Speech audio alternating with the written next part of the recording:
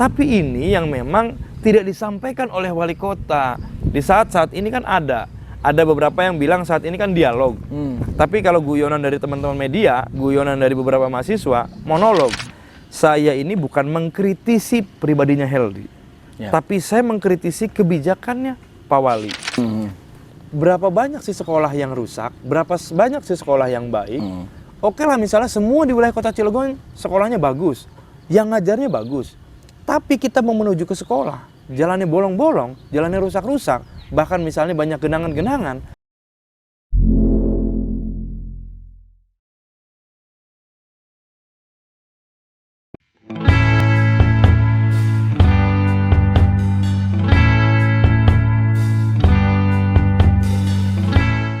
Assalamualaikum warahmatullahi wabarakatuh. Bertemu lagi dengan saya Yadi Jaya Santika di podcast Banten Hai. Kali ini saya berada di kota Cilegon, tepatnya di rumah Ketua Komisi 4 DPRD Kota Cilegon, Kang Erik Erlangga. Assalamualaikum Kang. Waalaikumsalam warahmatullahi wabarakatuh. Hari libur di santai ya? Iya. Emang kalau hari libur nggak kemana-mana? Sebenarnya nggak libur sih. Kebetulan nanti malam saya ini mau ada acara dengan masyarakat. Ada komplain dari warga. Ada salah satu perumahan yang memang membuat pengeboran sampai 150 meter. Jadi nanti malam mediasi dengan masyarakat. Itu tugas Dewan ya? Dewan itu hampir seminggu full 24 jam. Nggak ada libur ya? Tapi keluarga paham itu Kang? Sangat paham dan mengerti. Emang awal-awal periode sih pasti nggak paham. Karena kan kebetulan saat ini kan saya periode kedua nih. Mudah-mudahan di periode ketiga terpilih kembali. Jadi sangat mengerti dan memahami lah. Waktunya bahwa sempit. Gitu kadang-kadang kayak sekarang aja kan gitu kan, kita harusnya memang agenda keluar Sabtu Minggu kan dengan keluarga, tapi kebetulan ada Banten Hai mau tidak mau kan gitu kan. Alhamdulillah. Jadi konsekuensi soal tamu tiba-tiba, masyarakat datang tiba itu sudah biasa. Sudah biasa. Nah, Kang Erik ini sebetulnya waktu nyalon berarti kan pertama kali 2014. Ya? Waktu itu usianya? Saya usia 26-27 lah. 26-27 masih muda ya? Masih lah. Nah, Kang, kan anak muda sekarang kan banyaknya lebih kepada hal-hal yang apa ya, kalau lihat kerjaan, kalau politik kan berat katanya nih. Kenapa Kang Erik memilih terjun ke politik yang kata orang banyak intrik dan lain sebagainya? Jadi memang sebetulnya basic kita kan dari pengusaha. Awal memang saya pengen fokus usaha memang awal itu, karena memang orang tua juga dulu pengusaha tulen, tapi karena memang diminta oleh masyarakat untuk terjun di politik, pada saat itu kan memang masih nomor urut ya. 99 itu pertama kali lahir di kota Cilegon. Orang tua juga terjun juga ke dunia politik. Pak Gojali ya? Iya betul. Nah makanya mungkin ya garis tangan atau keturunan itu kan mungkin ada. Sehingga akhirnya ya kita pun kalau misalnya berbicara bukan memenjarakan diri, maksudnya rada mengurangi batasan kita untuk namanya anak-anak muda kan mungkin bermain ABCD segala macam tongkrong senang gaul lah. Ya intinya begitu kan. Mau tidak mau kan itu ada dibatasi gitu kan. Iya. Nggak mungkin juga kita setiap malam ada di tempat tongkrongan ABCD. Karena kan mau tidak mau juga kita ini sebagai representasi masyarakat kan. Kalau misalnya masyarakat kita melihat kita selalu tongkrong di tempat-tempat yang nggak jelas, akhirnya kan menjadi persoalan. Gitu. Mungkin salah satunya juga orang tua agar bisa ngerem itu juga kan. Biar agak serius gitu ya. Tapi alhamdulillah begitu berjalannya waktu, mau tidak mau, ya memang berbicara politikus itu ya asik juga kalau dijalani. Gitu. Banyak seni di situ. Banyak seninya. Karena gini posisinya. Kalau kita dulu sebagai pengusaha untuk berbuat baik ke masyarakat atau berbagi ke masyarakat itu porsinya masih ada batasan. Ya kan? Kayak misalnya dulu saya pengusaha di pasir dulu. Kita ada masyarakat minta bantuan sumbangan buat masjid apa segala macam, ya kita paling kirimnya dalam bentuk mobilan gitu kan, pasir. Tapi kalau saat ini tidak ada batas, tidak ada sekat. Masyarakat mau kapan pun itu berbicara proposal PHBI, PHBN atau acara-acara yang lain itu sudah biasa gitu tuh. Ya, jadi sudah menjadi hal yang sebagai konsekuensi ya. Dan tinggal misalnya kita kalau misalnya memang mau ikhlas, insya Allah ganjaran kita luar biasa. Amin. Sebetulnya karena apa? Kalau politisi kan tadi itu dari urusan sajadah sampai haram jadah aja. Iya, benar. Nggak kenal siang dan malam. Subuh juga gitu. Iya. Tapi begitu duduk akhirnya terpilih. Apa yang pertama bikin Kang Erik terkejut kah atau harus apa namanya membiasakan diri? Apa hal yang paling krusial ketika adaptasi sudah duduk di DPRD? Saya dulu kan namanya basic awal sebagai pengusaha, jarang kita yang namanya ribut di forum. Jarang, karena apa? Usaha kita mayoritas tidak banyak berbenturan dengan masyarakat lokal. Karena kita kan dulu main di angkutan sama alat berat kan, termasuk saingannya terbatas lah itu. Saingannya memang posisinya notabene paling misalnya orang Jakarta, orang-orang luar lah intinya kan, orang Cilegon waktu pada saat itu 2010 itu nggak banyak. Nah begitu pas kita masuk dewan, mau ngatur alat kelengkapan saja, gebrak meja, ribut segala macam. Aduh, sempet kaget tuh ya? Kaget lah kita. Ini dewan apa mau berantem ya? Gitu tuh. Tapi lambat laun, oh iya, memang ya begitu pas memang rapat kan kita memperjuangkan haknya masing-masing atau kepentingan dalam hal ini titipan dari fraksi masing-masing. Setelah itu beres rapat ya kita biasa lagi gitu tuh, mencair kembali. Tidak ada posisinya kita sampai keluar rapat kita bawa, nggak ada memang. Nah dari situlah mulai beradaptasi dan akhirnya saya juga belajar dengan beberapa teman-teman. Karena memang saya kalau misalnya berbicara lahir kan bukan dari orang organisasi Tulen, bukan dari orang pergerakan Tulen. Kalau orang pergerakan kan pasti dia sedikit banyak paham lah bagaimana sih kerja DPRD segala macam ini dan itu pada 2014. Alhamdulillah saya belajar di 2,5 tahun itu di Komisi 2 dulu, dibantu oleh beberapa teman-teman di Komisi 2. Nah saya lihat Kang Erik termasuk yang waktu itu ya, dewan yang cepat belajar. Ke siapa atau apa yang dilakukan dalam proses masuk belajar di awal itu? Karena gini posisinya, saya dikasih tahu sama Pak Hasbi, Pak Isro, Bu Haji Uyun, senior ya, senior dulu lah, yang memang saat ini sudah menduduki menjadi pimpinan kan. Saya menanyakan karena gini posisinya, pada saat itu kita belum mengerti total apa sih tupoksi Komisi 2 kan gitu tuh. Akhirnya kita banyak belajar dan saya teringat beberapa masukan dari teman-teman DPRD itu bahwa wis dewan mah jangankan salahnya, benernya apa jangankan benernya, salahnya juga bisa bener. Kalau berbicara dengan OPD, karena begini, betul memang kita rasakan kadang-kadang yang namanya keterbatasan kita untuk komunikasi. Semua mayoritas politisi atau masyarakat kalau hanya sekedar ngobrol itu mungkin beda kan rasanya. Begitu kita podcast rasanya juga berbeda karena disorot begitu banyak kamera. Begitu pas kita sambutan di depan masyarakat juga berbeda rasanya. Begitu kita menyampaikan pandangan fraksi di ruang paripurna itu juga berbeda. Karena mayoritas ini pejabat-pejabat. Formal lagi. Iya kan? Nah itu tadi yang kita rasakan. Begitu kita ngobrol dengan kepala dinas, apa yang harus kita sampaikan? Akhirnya kita bertanya lah dengan kawan-kawan, dengan teman-teman, seperti apa segala macam. Nah alhamdulillah lambat laun, begitu 2,5 tahun mungkin Partai Golkar melihat ada perkembangan-perkembangan dari kita yang mungkin cukup lumayan signifikan. Dipercayalah 2 tahun kemudian itu di 2017 sampai 2019 saya menjadi wakil ketua Komisi 3 bagian pendapatan, dan Komisi 2 pada saat itu kan di bidang sosial. Berbeda jauh. Komisi 2 terkait masalah sosial, air mata kan, pendidikan. Komisi 3 berbicara pendapatan. Otomatis kita harus belajar lagi tuh terkait masalah bagaimana caranya kita DPRD itu mendorong untuk pendapatan Kota Cilegon meningkat. Yang tadinya 400, saat ini bisa kita sama-sama rasakan sudah di 800. Iya kan? Iya. Itulah salah satu dorongan pada saat itu Komisi 3 itu kalau nggak salah di zaman ketuanya Pak Babay, wakilnya saya, sekretarisnya Bu Haji Uyun pada saat itu kan. Didorong kita datang ke beberapa perusahaan, berapa yang dibayarkan listriknya kepada PLN dan yang lainnya, termasuk door to door itu ya. Semua kita datangin, kita sampling itu hampir beberapa perusahaan itu kita samperin, termasuk dengan yang lain-lain, ke restoran kita tanya, akhirnya pada saat itu nongol lah tapping box gitu tuh, karena kita belajar dari beberapa kabupaten kota, salah satunya di Bandung, tempat-tempat makan itu menggunakan tapping box. Nah itulah salah satunya juga dari Komisi 3 pada saat itu mengusulkan untuk adanya tapping box, walaupun sampai saat ini masih belum terlalu maksimal ya adanya tapping box. Tapi sudah ada. Nah mulailah naik dari 400 ke 700 waktu itu PAD Kota Cilegon. Alhamdulillah begitu perkembangan saya mencalonkan diri kembali di 2019 pada saat itu, kebetulan nambah kursi yang tadinya 35 jadi 40, lahirlah Komisi 4 dan Partai Golkar mengambil jatah di Komisi 4. Saya lah yang dipercaya untuk menjadi pimpinan di Komisi 4. Nah, gitu. Komisi 4 ini kan infrastruktur ya? Infrastruktur. Kita tahu bahwa kalau lihat perjalanan Kang Erik kan berarti Kang Erik sudah mengalami 2 kepemimpinan ya. Betul. Dari Pak Iman yang sesama Golkar, lalu sekarang Pak Heli yang tadinya berkarya ya.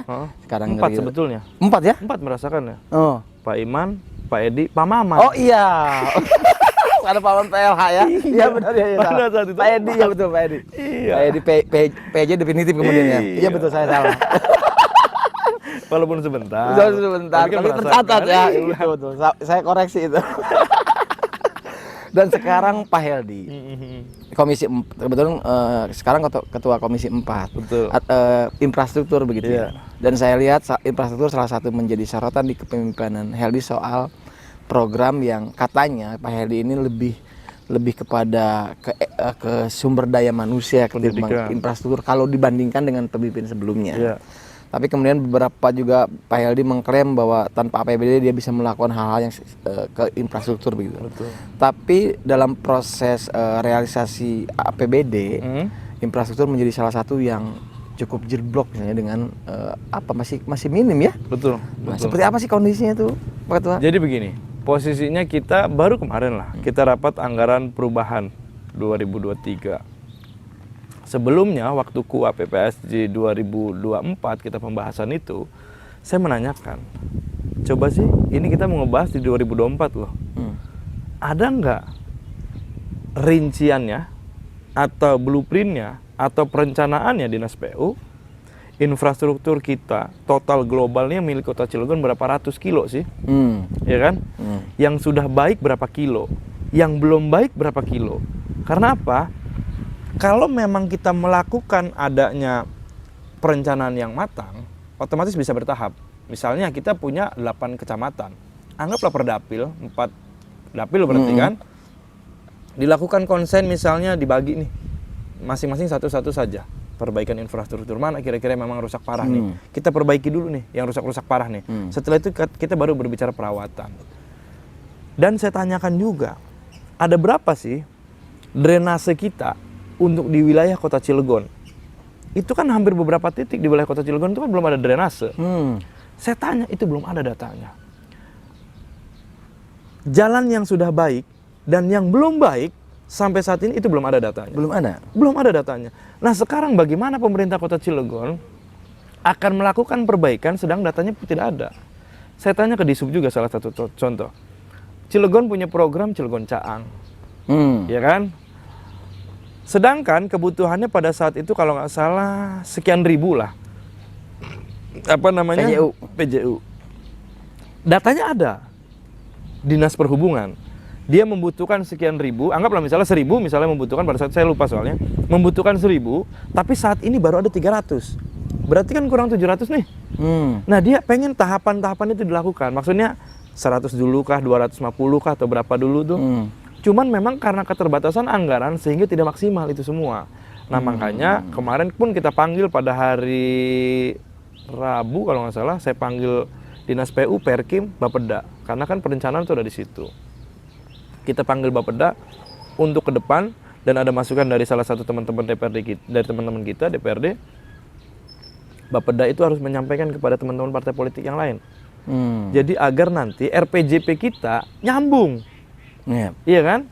Jangan sampai nanti begitu berbeda kepemimpinan, beda lagi nih. Putus. Misalnya begini, saat ini, misalnya dari yang dulu jujur adil makmur, misalnya semboyan kita, atau misalnya kota industri nih, perdagangan jasa. Begitu sekarang misalnya dirubah jadi pendidikan, kan nggak nyambung nantinya. Jadi nggak berkelanjutan, yang ada nanti ninggalin utang nih. Iya kan? Utang janji. Karena posisinya nggak dilanjutin. Nah makanya kemarin Bapeda di Desember juga ini ada bahan kajiannya. Nanti setelah itu mereka akan menyampaikan kepada partai-partai politik yang lain bahwa kalau misalnya nanti akan ada punya calon dari masing-masing, ini loh nanti visi misinya disambungin ke sini nih, kan gitu tuh. Ini visi misi yang terdahulu Kota Cilegon, nanti yang ke depan harus menyambung nih, gitu tuh. Itu memang kita coba berusaha untuk melakukan itu. Karena kalau nggak gitu, mau sampai kapan Kota Cilegon kayak begini-begini aja? Gitu kan. Kalau sekarang total anggaran infrastruktur berapa tuh? Kemarin itu 100-an sih. 100 miliaran. Yang terrealisasi sudah berapa persen? Kemarin terakhir 23%. 23%. 23%. Nah makanya itu tadi kan. Saya tanya Dinas PU. Untuk sampai Desember kira-kira berapa persen? 70%. Katanya 70%. Itu yang berbicara rasional. Karena apa? Awalnya itu bukan 70%. Awalnya itu di 85 sampai 90% lah pada saat itu. Dengan waktu 2 bulan tersisa. Saya bilang, ini rasional nggak menyampaikan hasil seperti ini? Sedangkan posisi kita sama-sama tahu. Karena kan posisinya yang Barjas, PU, dinas-dinas terkait, itu mitra dengan kita. Dan posisi kita Komisi 4 selalu kawal itu. Ada yang gagal lelang dan tidak bisa dilakukan lelang ulang. Ini kan berarti sifatnya silva negatif. Sedangkan posisinya masyarakat membayarkan pajak kepada pemerintah, dia kan harus mendapatkan fasilitas yang terbaik. Iya kan, salah satunya infrastruktur. Makanya kemarin juga kita bilang ke Dinas PU, saya mau di 2024 itu OPD, karena apalagi ini masuk di tahun politik. Jangankan salahnya, bener juga bisa salah saya bilang OPD. Karena di tahun politik. Nah, makanya saya bilang kepada OPD, karena keberhasilan DPRD itu, bagaimana pengawasannya kepada OPD? Kalau OPD itu berhasil serapan anggaran maksimal dan juga anggarannya benar-benar terpakai dengan sebaik-baiknya, berarti DPRD kerjanya bagus. Karena pengawasannya bagus. Tapi kalau OPD itu lemah, walaupun kita sudah berkali-kali berulang-ulang memanggil dinas terkait, tetap mau nggak mau juga kita salah. Saya bilang terus gitu, kan? Iya. Nah, makanya saya bilang tolong di 2024 jangan sampai OPD itu serapan anggaran selalu di akhir tahun. Sedangkan per tanggal 20-an itu ketok palu 20 Desember itu, 20 Desember itu sudah mulai ketok palu anggaran, ya kan? Itu sudah bisa dilakukan itu November Desember lah sudah bisa ketok palu, itu sudah bisa dilakukan. Bisa dibuka ya. Iya kan? Jadi nanti terkait masalah kegiatan itu akan direalisasi di awal bulan atau awal tahun atau di kapan, itu tidak jadi soal. Terus apa sih yang bikin jadi realisasi lambat? Kalau kita ngobrol dengan beberapa OPD, memang ada beberapa yang memang menjadi ganjalan. Kadang-kadang OPD itu kan ya pengennya mainan di akhir tahun karena mungkin ada, ya kita sama-sama tahu lah OPD kadang-kadang kan kita juga bingung. Main akhir ya? Iya, pada mayoritas main akhir. Sedangkan kita sampaikan untungnya nih, ya Indonesia kan gak ada rugi kan, selalu untung. Jadi memang ini loh posisinya. Untungnya saat ini musimnya musim panas, panjang. Kalau memang kita mau melakukan pengaspalan, betonisasi, masih aman. Kalau tahun-tahun sebelumnya, ini udah masuk penghujan ini. Iya betul. Iya kan? Betul. Dan harus juga diketahui. Sekarang mau dimulai ya udah hujan duluan nanti. Nanti bulan depan. Iya, tapi Jelu nggak ada. Jelu nggak ada. Ini kayak JLS deh. JLS. Pemerintah Kota Cilegon sudah dapat bagus nih menyambut dari APBN kan, dari apa sih anggaran apa saya lupa kemarin tuh. Ini salah satu bantuan dari anggota DPR RI Dapil Banten Pak Jaman. Oh. Jadi kan berbicara partai politik tidak berpengaruh kalau memang dia di Dapil sini bisa mensupport karena Pak Jaman kan di Komisi 5. Betul. Dapil Serang Cilegon ya. 112 miliar itu yang digelontorkan dari APBN untuk pemerintah Kota Cilegon, hasil komunikasi. Yang JLS itu ya, bantuan itu. Betul. Nah, tapi ini yang memang tidak disampaikan oleh wali kota. Di saat ini kan ada beberapa yang bilang saat ini kan dialog. Tapi kalau guyonan dari teman-teman media, guyonan dari beberapa mahasiswa, monolog. Karena itu posisinya tanya jawabnya hanya apa, hayo ada yang tahu nggak kira-kira pemerintah Kota Cilegon sudah berhasil apa aja, kan begitu. Harusnya kan kita meminta masukan kepada masyarakat, kira-kira kekurangan kita nih pemerintah apa sih yang kurang, yang memang sekiranya belum cukup apa sih kira-kira, kan gitu tuh bisa dilakukan tahapan-tahapan. Kenapa? Saya mengikuti prosesi pada saat kepala daerah sebelum Pak Heldi itu, OPD itu duduk di panggung, wakil wali kota dan wali kota duduk nih di depan, masyarakat di bawah. Coba masukan apa? Pak, jalan di Cikerai belum dibeton. Dinas PU, tuh nanti tolong dicor tuh jalannya. Ya kan? Itu yang dilakukan. Masukan dari mereka real langsung dan masyarakat pun merasa bangga. Ada ada momennya, kesempatan saya ngomong langsung didengar. Kan begitu tuh, bukan hanya melalui DPRD, bukan melalui kelurahan, bukan melalui kecamatan saja, tapi langsung disampaikan oleh masyarakat, itu bisa terrealisasi. Kan gitu. Sosialisasi pembangunan kemarin itu. Iya, pada saat itu. Kalau sekarang kan namanya dialog. Bukan sosialisasi pembangunan kalau menurut saya. Walaupun memang menyampaikan gitu loh. Saya kemarin salah satu contoh, jembatan Ciberko. Ini perjuangan panjang, mungkin dari teman-teman media tahu lah bagaimana kencengnya saya, kerasnya saya kepada Dinas PU. Kemarin wali kota lewat kecamatan minta video untuk ucapan terima kasih kepada wali kota telah merealisasikan jembatan. Saya marah dong. Kalau memang saya minta kepada wali kota, misalnya Pak Wali tolong dong jembatan Ciberko diperbaiki. Kalau dengan ucapan seperti itu bisa terrealisasi, nggak harus ngotot-ngotot, monggo saya bilang. Tapi Ini kan butuh proses panjang untuk mengawal ini. 2 periode saya untuk mengawal jembatan ini bisa terrealisasi. Saya bilang ke lurah-lurah dan camat, nggak apa-apa karena memang ini hak kewenangannya dari OPD terkait. Iya kan? Dan memang itu bawahannya wali kota. Kita hanya mitra, tapi masa iya mbok kita nggak dibawa-bawa. Terima kasih juga Pak Dewan di jembatan Ciberko. Akhirnya videonya ada tuh? Nggak ada, hanya slide foto saja karena khawatir saya bilang. Sampai saya tanya kepada Bu Kepala Bapeda, Bu, DPRD bisa kan nyoret anggaran kelurahan kecamatan? Waduh, jangan gitu dong. Katanya. Karena maksud kita gitu, harus objektif lah kita. Apalagi saat ini dimasuk di tahun politik, jangan sampai nanti malahan diuntungkan di salah satu pihak. Sedangkan begitu kita dikomplain sama masyarakat, mereka nggak mau tahu. Begitu kita ngamuk-ngamuk ke OPD, mereka nggak mau tahu. Iya kan? Berapa kali jembatan ini gagal lelang, berapa kali kita kawal. Sehingga alhamdulillah saat ini bisa terrealisasi, walaupun memang sampai saat ini belum ada peresmian. Belum ada sampai saat Karena ini. Pak Dewannya marah.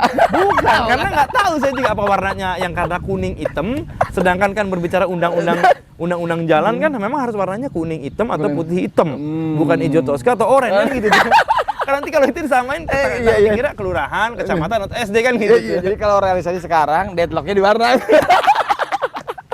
Nah dari rangkaian itu Pak Ketua, apa catatan Komisi 4 terhadap kepemimpinan Heli Sanuji ya terkait infrastruktur untuk tahun ke depan? Saya sih harus lebih konsen karena apa? Saya selalu menyampaikan di setiap beberapa media. Saya selalu menyampaikan di saat podcast, di saat kita komunikasi dengan teman-teman mahasiswa. Saya ini bukan mengkritisi pribadinya Heldi, tapi saya mengkritisi kebijakannya Pak Wali. Karena berbicara wali kota, bukan Heldi Sanuji. Jabatannya, iya kan? Bukannya. Nah, makanya begitu berbicara catatan kita bagaimana terkait masalah infrastruktur. Kalau memang mau jelas, saya tanya kemarin Dinas PU, 2021 sampai 2023 yang sudah dibeton baru 8 kilo. Baru 8 kilo. Oke, saya bilang gitu. Karena memang di 2020 Pak Heldi juga kan kebentur sama COVID kan. Mau tidak mau kita harus terima. Tapi posisinya, kalau memang masyarakat atau pemerintah dalam hal ini dinas terkait punya perencanaan yang matang, itu otomatis kan ada tahapan-tahapan mana kira-kira yang bisa dilakukan, mana yang kira-kira akan didahulukan. Berapa banyak sih, kita akhirnya lari ke pendidikan juga nih, berapa banyak sih sekolah yang rusak, berapa banyak sih sekolah yang baik. Oke lah misalnya semua di wilayah kota Cilegon sekolahnya bagus, yang ngajarnya bagus, tapi kita mau menuju ke sekolah, jalannya bolong-bolong, jalannya rusak-rusak, bahkan misalnya banyak genangan-genangan. Lah orang nganterin sekolah yang ada kecemplung, jatuh, kepleset. Yang kejadian waktu di mana itu namanya lupa, di daerah RSUD itu sama Pangurawi itu ada jatuh kan orang tua wali murid jatuh sama muridnya kan mau sekolah. Nah ini salah satu gambaran bahwa infrastruktur juga menunjang. Orang mau ke Panggung Rawi, jalannya jelek, lagi mau ngelahirin misalnya udah pembukaan kesekian, merojol dulu, nanti diganti namanya Siti Carry misalnya, Muhammad Carry, ini bahaya loh kata kita. Iya kan? Nama Cilegon hilang tuh ya. Iya, hilang nantinya. Ini yang bahaya maksud kita, gitu loh. Jadi bahwa dalam berbagai sektor infrastruktur penunjang utama begitu ya. Utama. Perekonomian bisa berkembang karena apa? Infrastrukturnya baik. Saat ini di Cikeray, harga awal kita tahu bahwa 100-200 ribu. Saat ini carilah yang 100-200 ribu. Nggak ada. Betul. Di Cikeray itu kenapa? Baru masuk betonisasi, belum masuk pelebaran. Iya kan? Tapi katanya Ketua, kalau yang bicara kencang adalah Golkar, itu masyarakatnya biasa lah karena oposisi. Apa tanggapannya? Kalau berbicara oposisi, mungkin kalau misalnya berbicara track record kita ke belakang, teman-teman DPRD ini atau teman-teman dari Golkar ini sangat kencang lah menyuarakan dari dulu. Dan posisinya di wilayah kota Cilegon ini beda dengan di pusat. Iya kan? Di pusat di Cilegon nggak ada oposisi. Wong kita tetap sama mitra kok. Betul. Iya kan?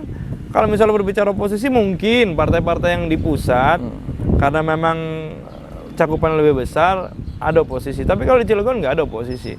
Kalaupun kita mengkritisi, karena memang kita juga harus melihat, masyarakat juga harus bisa menilai. Kalau memang kita mengkritisi dasarnya tidak ada, itu baru mengada-ada. Atau mungkin kita tendensius kepada salah satu orang, atau mungkin tendensius kepada Pak Heldinya misalnya, atau karena memang berbicara berbeda partai politik.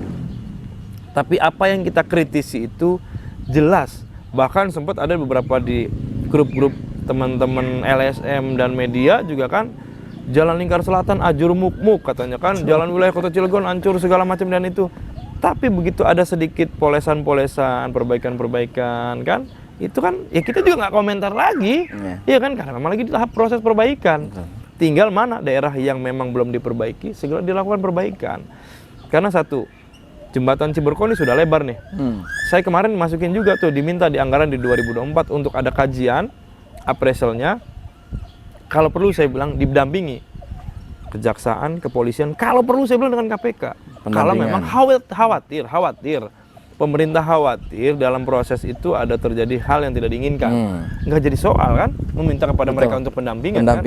Iya. Yang penting posisinya kita nih DPRD selaku kepanjangan tanganan dari masyarakat, menyampaikan di saat rapat anggaran, karena kebetulan saya kan anggota badan anggaran, menyampaikan kepada OPD, tolong ini dibebasin untuk dilebarin. Real memang itu dibutuhkan. Mungkin kalau orang wilayah sini tahu lah bagaimana kreditnya. Bahkan kemarin saya komplain statement di BCO, langsung komentarnya salah satunya juga ngebahas terkait masalah Jalan Sambirata ini, jalan yang membonjol kan. Itu dilakukan pembebasan. Jadi nanti dari Cibeber ada yang pemecah. Orang kenapa nggak mau masuk ke wilayah dalam-dalam? Karena aksesnya sempit. Tapi kalau akses itu lebar dari jalan protokol, otomatis kemacetan di wilayah Kota Cilegon ini akan terurai. Karena apa? Kita menunggu JLU sampai saat ini kan belum bisa direalisasi dengan baik kan, belum diselesaikan. JLS, coba bayangkan kalau tidak ada JLS. Jalan protokol ini seperti apa macetnya nanti? Berarti kan menunjukkan bahwa perekonomian masyarakat Kota Cilegon ini kan berkembang. Dengan banyaknya di tempat-tempat sekarang, tempat-tempat udah pada ekonomi baru ya. Iya. Nah, adanya JLS sekarang orang mau ke Anyer bisa lewat situ. Sehingga UMKM yang ada di wilayah Kota Cilegon dihidupkan. Makanya begitu pas arus mudik kemarin, saya juga sempat berkomentar juga di statement di beberapa media, harusnya pemerintah Kota Cilegon ini menyambut nih para pemudik yang akan melalui ke Merak. Alun-alun diaktifkan dengan sebaik-baiknya. Anak-anak komunitas dari A, B, C, D segala macam di situ dikumpulkan di alun-alun tuh. Ya kan di landmark itu tuh. Ditata supaya nggak macet, nambah macet malah kan. Betul. Karena posisi gini loh. Karena lahir saya juga dari anak otomotif.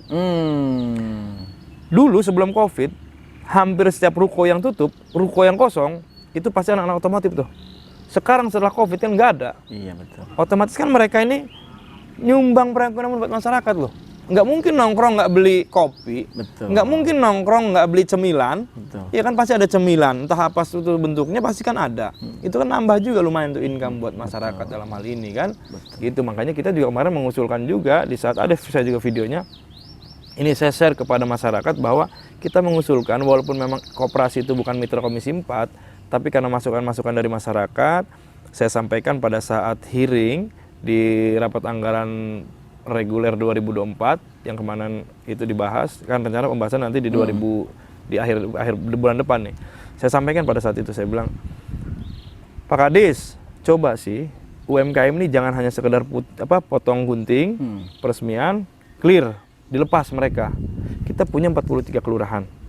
Kita punya 8 kecamatan. Kita punya 24 OPD kalau nggak salah, 24 dinas atau beberapa dinas lah intinya segitu ya, saya lupa. Kantor wali kota, kantor DPRD. Menggunakan makanan-makanan dari produk-produk UMKM yang ada di bawah nih. Yang kita butuhkan misalnya biasa kita ambil di Sarinande, Adam Ridwan atau di mana lah intinya kan, Moro Seneng atau di mana gitu kan. Ada misalnya kita biasa di situ, apa yang kita butuhkan makanan-makanan itu. Marketnya jelas. Ada. Kamu suruh bikin kue lapis misalnya. Kamu saya bikinin risol. Kamu suruh bikin ini. Kan gitu tuh. Nanti dijadikan satu, dibokin tuh di kelurahan, kan ada anggaran mamin kan. Kelurahan, kecamatan, DPRD, wali kota, OPD kan ada tuh. Iya kan? Nggak mungkin lah setiap rapat nggak ada anggaran mamin, pasti ada anggaran mamin. Masyarakat membayarkan pajaknya kepada pemerintah. Ya kan, dikembalikan lagi oleh pemerintah. Tapi dalam bentuk apa? Produk yang diberi. Jelas tuh, alurnya jelas. Perputaran uang itu untuk di wilayah Kota Cilegon jelas. Dan gitu itu terus-menerus kan? Iya. Setelah itu mereka baru dia bisa berpikir, oh produknya ini akan bagus nih kalau misalnya kita masukin ke Chandra Asri, Asahi Mas, Indonesia Power atau perusahaan-perusahaan besar, tapi pemerintah sudah menggunakan. Kalau pemerintah tidak menggunakan tapi kita paksa untuk industri untuk menggunakan, ngomong doang. Enak amat lu hidup. Gua terus yang jadi korban, gua terus yang jadi tumbal. Sedangkan gua mau duit swasta, ya kan? APBD mah pajak dari gua juga kan kata dia begitu kan. Itu yang kita sampaikan kepada OPD pada saat itu. Dan informasi terakhir katanya sudah disampaikan surat itu kepada kelurahan kecamatan, suratan edaran itu. Tapi sampai saat ini saya tanya itu belum memang, belum ada, belum terrealisasi. Walaupun datanya ada UMKM itu. Oh. Tapi saya berharap, anggap salah satu contoh misalnya Kalitimbang. Iya. Kalitimbang ini ada 5, sebetulnya ada 4 kampung. Krotek, Weni, Kedung Baya, Ciberko. Tapi ada perumahan, Gedung Damai. Ada perumahan juga, sekarang kan banyak perumahan kan, hampir mayoritas. Anggaplah ada 4 kampung. Masing-masing kampung ini diberdayakan. Kita biasanya isi snack itu. Snack. Ada 4, misalnya pai susu, terus arem-arem, Iya. kue lapis, sama apa misalnya. Nah, kita masing-masing nih, kamu bikin ini, kamu bikin ini, kamu bikin ini. Iya. Kalau memang UMKM itu nggak jalan berarti salah. Ada yang salah ini. Wong marketnya udah ada kok. Iya. Iya kan? Masa nggak bisa jalan? Wong yang belinya udah ada nih. Kan gitu. Cara tahun politik, termasuk saya salah ngasih taunya. Iya. Iya kan? Bocoran. Ini bahaya. Kalau ini dilakukan, otomatis siapapun pemimpinnya pasti kepilih. Menurut saya. Iya kan? Betul. Itu bukan dari uang pribadi, uang pemerintah yang diberikan oleh mereka kepada kita.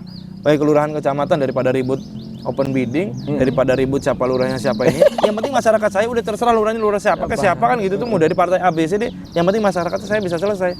Udah itu aja. Iya kan? Iya. Jadi perputarannya jelas. Betul. Ini seru ya, dari infrastruktur sampai ke Arab ternyata seru, potensinya besar ya. Sangat luar biasa. Cuman kadang-kadang itu tadi, kita ini kan tugasnya cuma 3 DPRD kan. Iya. Mengawasi OPD, Budgeter, sama ketok palu kan itu tadi kan, membuat peraturan daerah. Ya itu tadi, makanya kita nggak bisa begitu maksimal. Tapi terkadang masyarakat kan tumbuhannya kepada kita DPRD, karena mau tidak mau kita ini kan terwakilan dari mereka. Nah makanya kenapa kita selalu kenceng terkait masalah hal itu. Sebetulnya kalau memang OPD mau serius, banyak peluang-peluangnya untuk menambah PAD itu banyak. Tinggal kemauan aja. Tinggal kemauan aja. Tinggal nggak ada maunya nih. Apa ya, setengah-setengah maunya. Apa khawatir karena memang takut dengan beberapa contoh yang sudah masuk dalam atau gimana? Ya kalau memang benar, kalau memang jujur, kenapa harus takut? Iya, tinggal diikutin aturannya. Tinggal diikutin aturannya, regulasi yang jelas lah. Oke lah, ini luar biasa perbincangan kita hari ini dengan Ketua Komisi 4 DPRD. Kang Erik, ini gak kerasa durasi kita udah panjang juga ya. Dan udah luar biasa. Saya masih banyak ingin ngobrol sih, tapi keterbatasan waktu. Mudah-mudahan kita bisa ngobrol lagi ke depan. Amin. Saya juga mungkin nanti bisa kontak-kontakan kita. Boleh, Kalau boleh nanti wartawan kita ya menghubungi Kang Erik segala boleh. macam. Terima kasih banyak. Sama-sama. Sukses buat Ketua Komisi 4 Amin, Kang Erik. Itulah podcast kita kali ini dengan Ketua Komisi 4 DPRD Kota Cilegon, Kang Erik Erlangga. Kang Erik, terima kasih banyak. Sama-sama Kang. Assalamualaikum warahmatullahi wabarakatuh. Assalamualaikum warahmatullahi wabarakatuh.